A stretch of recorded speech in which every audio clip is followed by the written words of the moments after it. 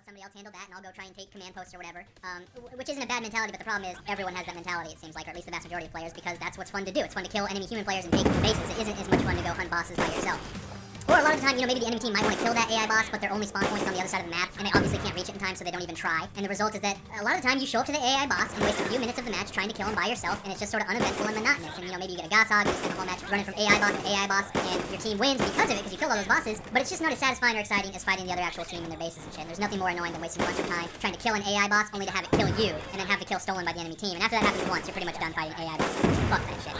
And even when it does go as planned and both teams fight over who gets to kill the AI boss, it's fun, but it's not necessarily that much more fun than any other aspect of, you know, fighting human players or taking their bases. It would be just as cool if instead of an AI boss, there were just like a king of the hill type objective right there, what have you. I think there are a lot of really cool things they could do with the AI feature in the future. You know, if one team had to escort the AI from point A to point B across the map, for instance, and defend it from the enemy team, or if both teams had an AI they had to defend and it was like Team Regicide back from Halo 4, where, you know, whoever kills the other team's AI faster wins points for that.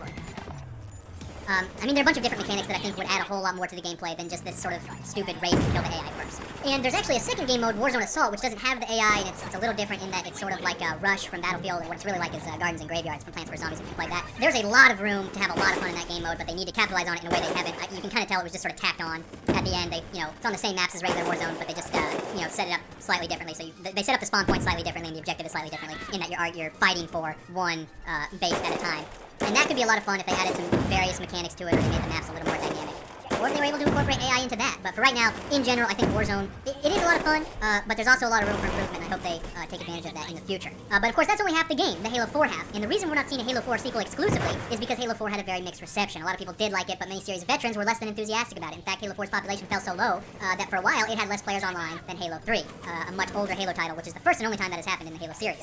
And 343 acknowledged this and made a point of saying, you know, during their marketing and advertising, you know, hey, with Halo 5, we're bringing the game back a little closer to its roots. And the big question for many players leading up to Halo 5 was, could they accomplish this? Could they recapture what made Halo 3 so special, and Halo 2 before it, while keeping Sprint in the game? Because that's the fundamental difference here, right? And the answer is kind of. You see, the problem with Sprint is that you have to balance the maps to accommodate it, and when you do that, you inevitably have to sacrifice key aspects of Halo's map design that provided a lot of the close quarters and vertical combat gameplay that made Halo so unique and so fun. If you'll recall, maps like Lockout, Warlord, Ascension, Guardian, Beaver Creek, Shrine, these were all fan-favorite maps. Most of them got remade 2 or 3 times for new Halo games. But you probably won't ever see these maps in Halo again, and if you do, they will be altered to the point that they play very differently. For instance, the map Truth is a remake of Heretic, which is another series classic, but they've made it so much larger now to accommodate Sprint that it doesn't provide the same kinds of unique close quarters or vertical gunfight scenarios as the original iteration. Halo 4's tragic mistake was that it sacrificed those kinds of unique combat scenarios that had defined previous Halo games, but failed to bring in anything new to compensate for that loss, except for custom classes and kill streaks, which ultimately annoyed series veterans just as much as Sprint. Halo 5 doesn't make that same mistake. The addition of Clamber and the Thruster Pack allow this game to provide its own unique gameplay experience. I think there's a lot of fun vertical rushing routes and vertical flanks and finding clever shortcuts around the map and using those shortcuts as cutoff routes or escape routes.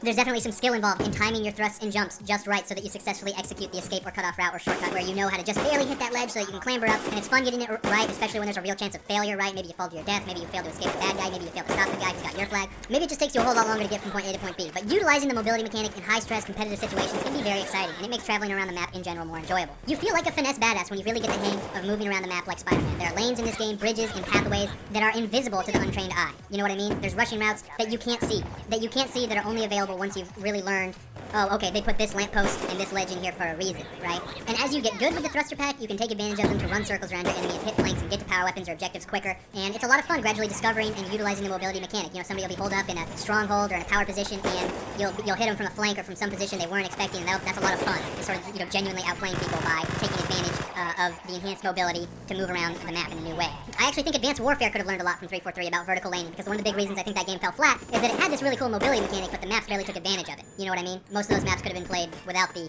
Thruster Pack. In Halo 5, the mobility mechanics and the map design complement each other very well. I also think the Thruster Pack adds a lot to combat and allows you to engage in some exciting gunfighting techniques to throw off your enemy's aim, where, you know, you strafe and thrust, and using thrust to sort of bob and weave in and out of cover, and juking out enemies in close quarters can be fun, tricking them into melee in the air. Using thrust to dodge. Enemy ground pounds, you know, playing mid-air hopscotch on fucking lampposts and then ground pounding, and I get to feel like Batman in Halo. I am Batman in Halo. I like the hang in the air when you jump and aim mechanic. I'm not sure what the official name is for it, but I do think it adds another fun dynamic to gunfighting. It's a tactic you can use to throw people off, especially if you're fighting someone at a different elevation. The mobility mechanics are very well done in this game. The gunfighting is well done. The core gameplay experience is fun. But that doesn't necessarily make up for what was lost to accommodate Sprint, because one of the chief complaints that you'll hear from a lot of people